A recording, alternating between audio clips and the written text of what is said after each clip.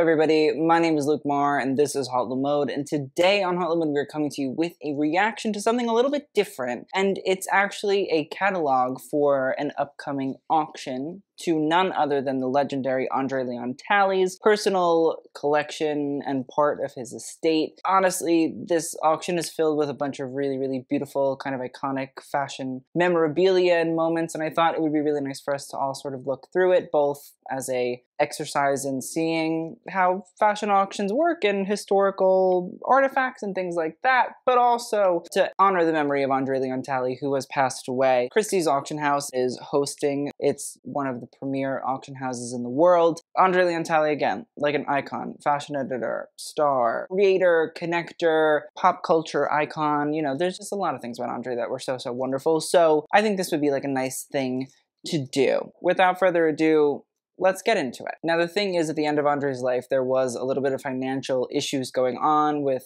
housing and some back debts that people were questioning whether or not this auction was going to go to actually pay for that. But in reality, it was found out that the fashion designer and friend of André, Diana von Furstenberg, actually paid off some of his debts. The auction then went on to be a very charitable event because of who was going to be on the receiving end of the money made from the auction. So without further ado, let's get into this auction. I'm very excited. It's titled The Collection of André Leon Talley, and there are 405 results. The first few are some intriguing little pieces. The first that we can see is 3 straw boater hats. Now, if you guys saw the chiffon trenches, or you read it, or you saw the cover of it, that's what André wears on the cover. So this is the book, Chiffon Trenches, a memoir, André Leon Talley. Great one, very much so enjoyed. The boater hat on the cover. We also see that there's a portrait of André by Colin Douglas Gray. I presume that that was shot for the cover of the book. And then the next one is a Horst P. Horst photograph of Diana Vreeland in her iconic red room. André worked for Diana Vreeland at the Costume Institute when she was fired from Vogue and went to the Costume Institute. And I think that he had very much so a real sort of affinity for her, from my understanding too. The affinity was sort of like similar in a grandmother sort of figure, in the way that he was very close to his grandmother. He was raised by her for the most part. And I think that Mrs. Vreeland for him was like a similar grandmotherly vibe, but also taught him a lot, was supportive, but also didn't just let anything slide. There's that iconic Bill Cunningham photo of André and Diana Vreeland together at the Costume Institute. And then moving on, we can see a Bob Colacello portrait of Andy Warhol and André, because André actually worked for Interview magazine under Andy. And then there's some Andy Warhol moments going on, some different portraits. One is with iconic Diana Vreeland on a horse looking like George Washington. And then we get into these really beautiful portraits by Yves Saint Laurent. There are 3 of them. They're paper collages and they're little profiles. They're very pretty, intriguing and different, not something that you see a lot, and I wonder how much they're going to go for. The other thing is, when you look and you see that there's numbers, it says an estimate. That is what the auction house projects the cost will be for each individual piece. I've seen with fashion auctions, sometimes pieces go for a lot less than the estimate, and sometimes the pieces go for so much higher than the estimate. I went to an Alexander McQueen exhibit pre-pandemic. Fashion show invites were marked at like $300, $400, and those pieces were going for sometimes more than the clothes were going for. Next, a Louis Vuitton brown trunk that says André Leon Talley on it. There's a lot of Louis Vuitton trunks in this collection, which I think is great and fun and cool, and I think André very much so was a monogram lover, and also I think that those sort of trunks, the LV handle trunks, really feel like the old school, classic, beautiful luxury Louis Vuitton that people really yearn for, but today they're not super duper convenient or super duper common. I think in that way, it's really nice to sort of see them, nice to see them a little bit of patina just from wear and tear. And then there's a little personalized brown monogram canvas bag and a big old trunk, a wardrobe trunk. Louis Vuitton made wardrobe trunks to begin with. That's what Louis Vuitton became well known for, because he was the trunk maker to the Empress. There's a HauteLeMode video on Louis Vuitton if you want to like get into the nitty gritty. But you can see that when we look inside, it has like hangers and little shelves and drawers and things. And now there's a parafour leather styles as well. They're not, I don't think they're monogrammed. They're just sort of a simple leather briefcase, suitcases. They're honestly really gorgeous and stunning, to be completely frank and fair, but they don't have the monogram on them, which I think a lot of people like. Then a silver and metal leather briefcase. This is an epi leather. Epi leather was brought around by Louis Vuitton in the 70s, and it has this really, really beautiful texture. It's honestly my favorite Louis Vuitton leather. I think it's beautiful. I think it's stunning. My wallets are Louis Vuitton epi leather. I like the texture and the beauty and all of that. So I like the silver version. I think it's cool. Obviously it has a little bit of markage going on, we can see, but still stunning. And the prize pieces, if I was going to bid for something really truly, it would be these two Steven Sprouse graffitied Louis Vuitton trunks. Marc Jacobs, when he did the Louis Vuitton show, what he did is he had these men carry all of these big Louis Vuitton bags, and we can see that the steamer trunk bags are held like briefcases. All different kinds of bags, hat box bags, and keep-alls and things like that, but also the trunks. Now, the thing is, Steven Sprouse was a designer and artist who was in New York in the 80s and the 90s and had his own line, but in reality, Marc Jacobs tapped him to create these Louis Vuitton sort of graffiti styles, which were inspired by, I believe, Serge Gainsbourg, who had Louis Vuitton trunks that he owned and then just painted them all black with paint. Like they were monogram trunks and he just painted them, which I think is where sort of that idea of like, if you're rich enough to own a Louis Vuitton trunk and you can buy as many as you want, you can do whatever you want to it, so to graffiti on it is, intriguing. But the fact that André had these two of them is like kind of iconic, kind of stunning, and I really very much so would like to own that. Like if I wanted, honestly, anything out of that Steven Sprouse LV collection, it would be those kind of trunks, because I think that they carry much more the essence of old Louis Vuitton added in with a modern luxury of the idea of graffiti and things like that. If I'm going to bid on anything, it's going to be those. So we have some more LV sort of styles, the Murakami, the cherry and the multicolor, a little Prada robot, and then a little portraiture of André and some other sort of styles. Oh, Jean-Paul Gaultier, a matador look, and then a Dapper Dan made brocade caftan. André was known for wearing big, long caftans and capes. He was very, very tall. They sort of shrouded him in this eminence and essence, and that's kind of what André became very much so known for, is wearing like a fitted suit, and then at the same time he would wear these big gorgeous gold capes and caftans and all different colors and fabrics and styles. It's what people loved about him. A photo of Anna Wintour by Annie Leibovitz. They were friends, then they weren't, but then they still kind of were. I don't really know. You'd have to read both Anna and André's books to get some sort of story on a both-sided element to it. A lot of these big, beautiful, bold capes, called a court cape by Tom Ford. There's a Ralph Rucci one, beautiful black silk velvet. I know that André and Ralph were friends, were close. They both were friends with Lee Radziwill.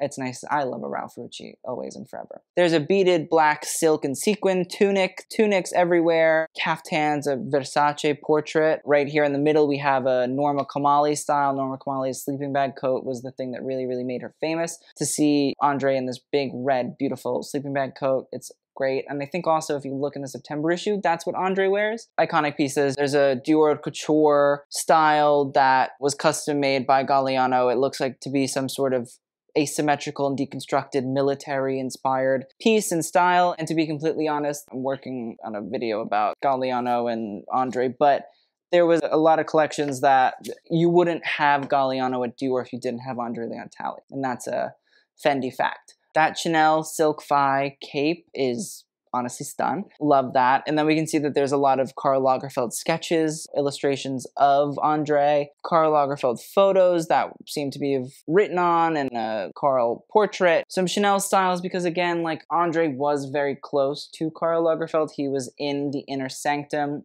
André was close with Yves Saint Laurent's clan, not clan with a K, clan with a C, because he was in Paris in the 70s. He knew Yves through working for Andy Warhol. And at the same time, he also knew Karl from Andy Warhol and also through working in fashion and things like that. Yves and Karl at a certain point were like, fine, but they weren't really friends. And there was very few people that could go in between these two large and very powerful sort of fashion gangs. And André was like one of two people alongside like Paloma Picasso, Pablo Picasso's daughter. So to sort of see the Karl element, there's a lot of history there. A bottle holder in that iconic Chanel handbag chain with the black leather running through it, a black patent leather jacket, a picture of Andre and Lord Snowdon. If you don't know, Tony Snowdon was actually married to Princess Margaret. That was her husband. They had kids together, and he also was a photographer. I think he shot for British Vogue at certain points. Them knowing each other wouldn't really shock me all that much. A pair of,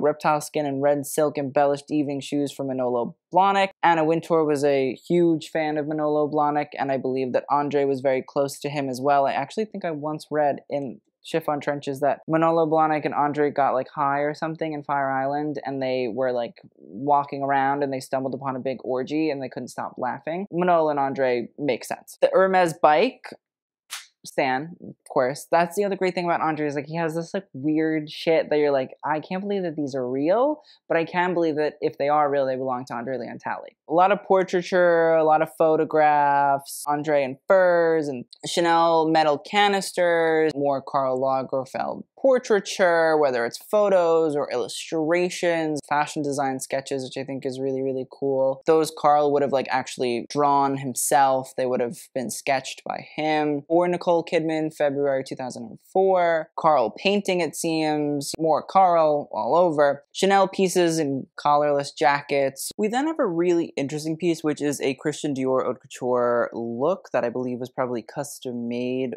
for Andre by John Galliano. If you don't know, Andre was a very early supporter of John Galliano and is probably one of the most important reasons that John Galliano even went to Dior, because he wasn't a personal financial backer of John, but he was somebody that found personal financial backers for John and essentially helped him get in with Anna Wintour in Vogue, who then helped push him towards Dior. So I'm sure that there probably is like a decent chunk of Dior haute couture look for Andre that were made by John at certain different points. The thing about fashion is a lot of the times if you're an editor and things like that, job might not pay super duper well, although I've read that Andre was getting paid a considerable amount of money for a fashion editor salary at certain points in his career. It wasn't as much as other editors were making. The perks that come with the job is suites at the Ritz or getting lots of gifts and things like that. That's kind of always been what fashion's perk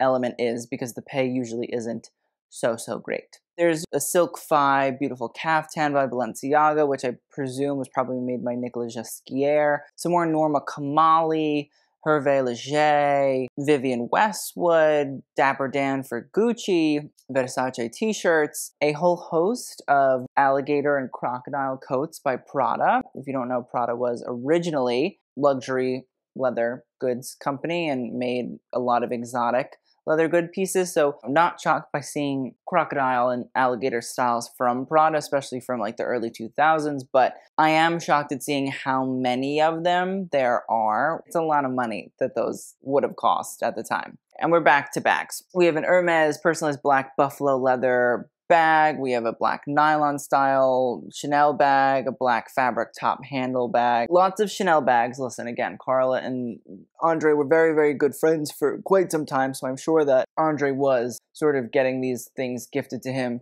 on probably a regular basis. I'm also sure that he was maybe buying some of the styles too. I don't know if I said the thing already about Karl giving Andre like $50,000 for his birthday once. Like, they were tight. There's this very interesting hot water bottle pouch holder, which I love. I'm pretty positive it's like actually just a pouch for your hot water bottle. I don't think it's like a bag that's meant to look like a hot water bottle holder. I think it's just meant to hold your hot water bottle, which I'm like, if you have that, that means that you're carrying a lot of these around. I respect that. A Gucci Jackie bag, Prada, Hermes, an alligator crossbody bag, chrome hearts, Fendi again. A lot of Fendi here, I'm sure, but Karl was the creative director, so this makes sense. Big Hermes personalized rouge leather, big old Birkin, some Fendi bags, lots of Fendi bags. Now, Andre had a taste for the finer things.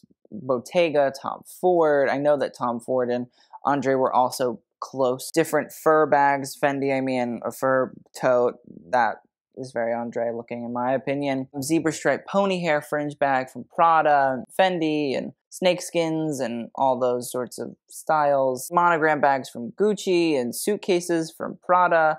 Oh, those are cute. I didn't even know Prada really made suitcases like that. I like those.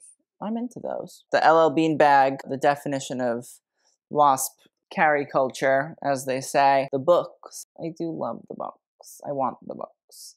Books about jewelry, things like pop culture. There are some really cool fashion books in here. This like little pillbox hat. I remember it very specifically. The pillbox hat, I'm pretty positive, is probably a reference to Andre's grandmother, who when Jackie Kennedy wore the pillbox hat, lots of American women were like, oh my god, that's so chic, I want it. I remember Andre writing in his book that his grandmother and women in his community in Durham, North Carolina were like, we also want the pillbox hat. So it was intriguing how Jackie Kennedy's style was pervasive across, large swaths of America. And I wonder that if this old hat by Gemma Galdon in a black sort of leather, which also apparently it reads, this hat has been made from an old Loewe vintage jacket. It was handmade in small moments of crisis of faith when I thought I would close my business. It's easier for me to make hats than to cry. That's sad. There are people who serve as an example to not give up. André Leon Talley is one of them. Hashtag more future, hashtag more drama. I presume that this was made more recently because we're using hashtags, but